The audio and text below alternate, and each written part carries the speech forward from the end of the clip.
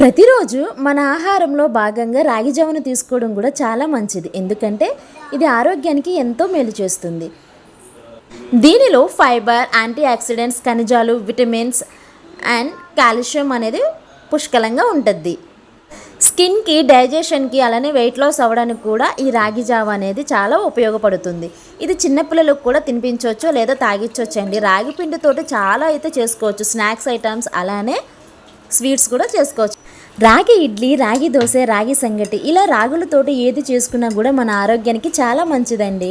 నేనైతే ఇక్కడ 2 టైప్స్గా జావా అనేది ప్రిపేర్ చేశానమాట. ఒకటి మిల్క్ తోటి, ఇంకొకటి బటర్ మిల్క్ తోటి.